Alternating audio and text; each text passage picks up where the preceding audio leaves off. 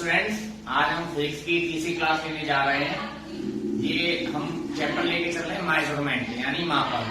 आज का तीसरा लेक्चर है। ये 2 लेक्चर में ऑलरेडी डाल चुका हूँ। इसको मैंने आपके लिए कुछ होमवर्क भी दिया था, लेकिन आप में से किसी ने भी मुझे नहीं सेंड किया। ठीक है, कोई बात नहीं, आप उसे देखें, करें और सेंड करें। जिन लोगों ने वीडियो नहीं देखी है उन दोनों की लिंक मैं डिस्क्रिप्शन बॉक्स में डाल दूंगा, उसे देख लें। उसके बाद आगे चलते हैं। तो आज हम बात करेंगे विमाओं की। विमाएं यानी कि डायमेंशन। विमाएं होती क्या चीज है? विमाओं का एक्चुअल मतलब ये है कि जो घात, हम मात्राओं पे जो घात लगाते हैं उसको जो प्रदर्शित करता है उसे क्या कहते हैं? विमाएं कहते हैं। अब हमने पिछले लेक्चर में पढ़ चुका है मूल राशियां। मूल राशियां हमने कितनी बताई थी आपको? 7। इन 7 को मैंने दोबारा लिख दिया है और इनकी विमाएं लिख दी है। ठीक है ना। हम सब जानते हैं कि मूल राशियों से क्या बनती है? व्युत्पन्न राशियां, यानी मूल राशियों इंग्लिश में कहते हैं फंडामेंटल क्वांटिटीज, जिनसे क्या बनती है? Derived quantities. तो डिराइव्ड क्वांटिटी में जहां जहां ये चीजें आती जाएं वहां वहां आपको ये विमाएं लगानी है। उसको मैं अभी निकाल के लगा के आपको दिखा दूंगा। तब तक आप समझ लें कि लंबाई यानी कि लेंथ की विमाएं क्या है? एल। ऐसी मास की क्या है? एम। टाइम की टी। टेम्परेचर की के। इलेक्ट्रिक करंट की ए। और ल्यूमिनस इंटेंसिटी की सी डी। और सबस्टेंस ऑफ मैटर की मोल। अब मैं आपको यहां समझा दूं कि ये दोनों जो क्वांटिटीज हैं, ये दोनों जो डायमेंशन है, इनकी जरूरत विमाओं की नहीं होती, क्योंकि मोस्टली क्या, हर हमारी क्वांटिटी में इन सभी चीजों का इस्तेमाल होता है, इनका इस्तेमाल नहीं होता है। ठीक है, अब इनका हम इस्तेमाल करेंगे। ठीक है, इन सभी का कैसे करते हैं उसको अभी हम देखते हैं। देखिए, अब हम इनकी विमाएं निकालना सीखेंगे। ये बात मैं पहले बता दूं कि 10th क्लास तक विमाओं की आवश्यकता नहीं होती डायमेंशन की।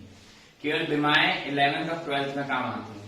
और 12th वाले इसको जरूर देखें वीडियो को। 100%, 100 नहीं बोल सकता, 99% 1 या 2 नंबर का क्वेश्चन बोर्ड एग्जाम में आना ही है।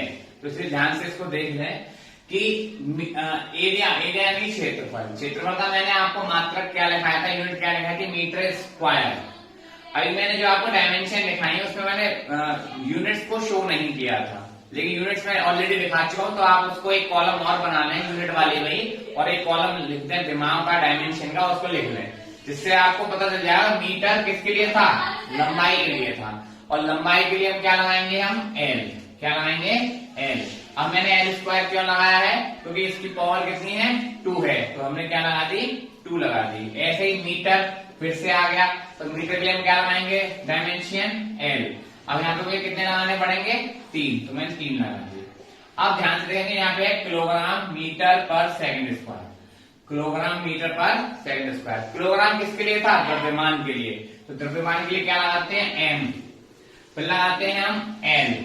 क्यों एल क्यों लगाई? मीटर के लिए। और सेकंड के लिए क्या लगाते हैं हम? टी। और स्क्वायर है सेकंड पे, तो इसलिए टी स्क्वायर। विमाओं का लिखने का तरीका ये होता है कि पहले एम आता है, फिर एल आता है, टी आता है, फिर ए आता है, थीटा आता है। हालांकि ये आगे पीछे हो सकते हैं, ऐसा मैं ये नहीं कहता कि बिल्कुल श्योरिटी है कि यही होगा, आगे पीछे कभी कभी हो जाता है।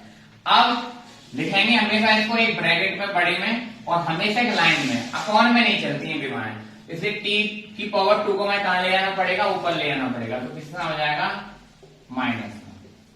ठीक है, एम एल टी माइनस 2। अब ऐसे इसको लगा लेते हैं मीटर पर सेकंड स्क्वायर। किसका है? एक्सेलरेशन का। ठीक है, ये किसका था? फोर्स का। ये किसका था? वॉल्यूम यानी आयतन का। ठीक है, अब मीटर क्या लाएंगे हम? एल। और सेकंड के लिए क्या लाएंगे? T square. ठीक है, तो इसको ऊपर ले जाएंगे, क्या हो जाएगा? L T minus 2। ऐसे ही आप सभी जितने भी क्वांटिटीज हैं उनकी यूनिट्स के अकॉर्डिंग आप विमाएं निकाल सकते हैं, लेकिन पता होना चाहिए आपको या तो फॉर्मूला या मात्रक या एक आध 2 चीज पता होनी चाहिए जिससे हम उनको निकाल पाए। ध्यान रखें 11th और 12th वाले, खासकर 12th वाले अपनी 11th वाली बुक में सारी क्वांटिटीज लिखें जो भी आपको इंपॉर्टेंट लगती हो।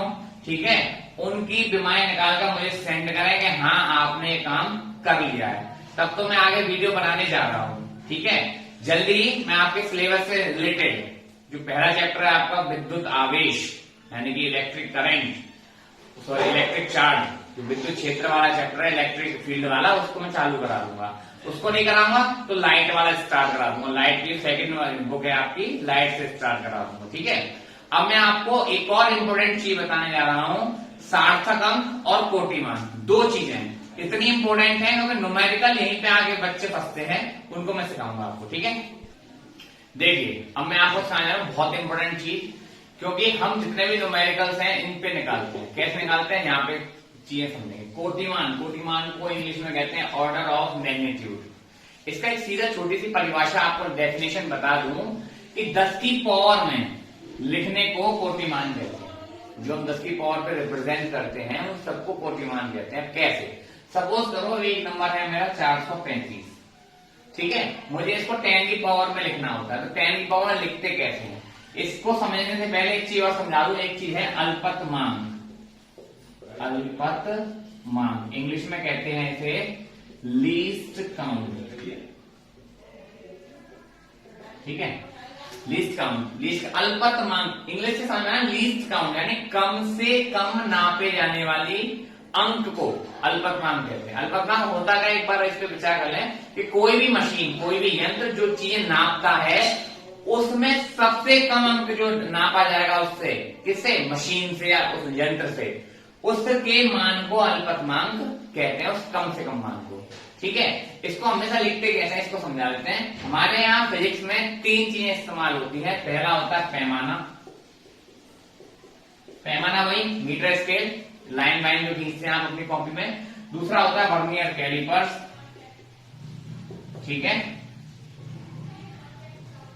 और तीसरा होता है स्क्रू गेज। ठीक, ये 3 चीजें होती हैं। वर्नियर के पैमाने का होता है 0.1 mm, इसका 0.1 सेंटीमीटर, mm में सेंटीमीटर। ठीक है, ऐसी इसका होता है 0.01 सेंटीमीटर और इसका होगा 0.001 सेंटीमीटर। यानी हमें कोई भी अंक, यानी जो यहाँ पे ये है इसको पॉइंट में कैसे लिखते हैं कि 4.35। हालांकि यहाँ पॉइंट नहीं था तो हम पॉइंट सबसे ज्यादा काम आनेंगे लास्ट में, और इसको कहां से लाएंगे, इधर फिर एक इधर। हम कितने प्लेस चेंज किए, 2 प्लेस चेंज किए, तो 10 की पावर क्या हो जाएगी 2। ठीक है, बहुत लोगों को कंफ्यूजन होता है सर प्लस की 2 आएगी या माइनस की 2 आएगी। हमेशा ये ध्यान रखो, अगर हम इस तरफ चलें, इस तरफ यानी लेफ्ट हैंड साइड चलें, राइट से लेफ्ट, तो हमेशा पॉजिटिव, और अगर हम किधर जाएं, लेफ्ट से राइट जाएं तो क्या आता है, नेगेटिव आता है। एक बार और सीख लेते हैं, मान लो 0.00435 होता तो पॉइंट कहां जाता, 4 के पास। एक ध्यान रखेंगे, सबसे पहला जो वैल्यूएबल नंबर होता है, वैल्यूएबल नंबर का मतलब 1 से जो नंबर स्टार्ट होता है वहां तक पॉइंट लेके जाएंगे। तो कितना हो जाएगा 4.35। अब 10 की पावर कितनी हो जाएंगी, हमने प्लेस कितने चेंज किए, 1 2 3, तो कितना हो जाएगा -3। मैं समझता हूँ समझ में आ गया होगा कोटिमान, यानी कि लिस्ट ऑर्डर ऑफ मैग्नीट्यूड। इसका इस्तेमाल हम न्यूमेरिकल्स में बहुत करने जा रहे हैं। न्यूमेरिकल्स की बार बार बात इसलिए कर रहा हूं कि बोर्ड एग्जाम में न्यूमेरिकल्स ज्यादा आते हैं।